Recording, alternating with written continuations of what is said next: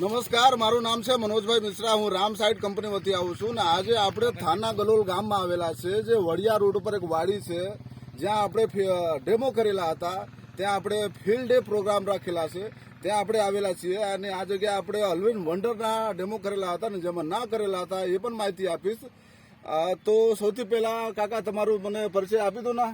નથુભાઈ લક્ષ્મણભાઈ માથુકિયા. તેજ બોલો. નથુભાઈ લક્ષ્મણભાઈ માથુકિયા. સરસ. ગામ ગામ થાણા ગાલોડ. સરસ. તાલુકો જેતપુર. ભાઈ જિલ્લો રાજકોટ. ભાઈ તો કાકા તમે એમાં જેમાં નાખેલા છે ને જેમાં નથી નાખેલા તમારી પ્રમાણે તમે આમાં અંતર બતાવી દો.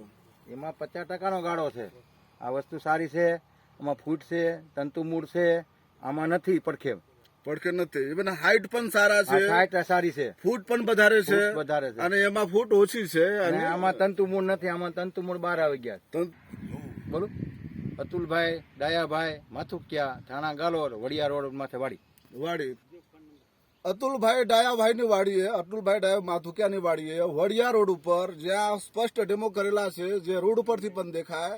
ત્યાં આવીને જોઈ લેવાનું છૂટ છે અને એમાં અંતર જોઈ લેવાનું છૂટ છે. તો આપણે જોઈ શકીએ કે આ ક્યારામાં ડેમો કરેલા છે જેમાં સ્પષ્ટ દેખાય છે ગ્રીનરી, નરવાઈ, તંદુરસ્તી, ફૂટ, પાંદડાની પહોળાઈ જબરજસ્ત છે. અને એ જ સાઈડમાં આપણે જોઈએ જેમાં નથી કરેલા એમાં એટલું બધું કઈ ખાસ નથી. ફૂટ નથી, ગ્રીનરી નથી, નરવાઈ નથી અને આમ જોઈ શકીએ તો સીધું અંતર પડે છે 50%. આમ કહીએ તો બહુ જોરદાર ડિફરન્ટ પડી રહ્યા છે. એટલામાં તો મારા ખેડૂત મિત્રોને ખાસ વિનંતી કે ઘઉંમાં ચણા, ધાણા, જીરા અને લસણ ટુકડીમાં અત્યારે વાપરવાનું ખાસ વિનંતી.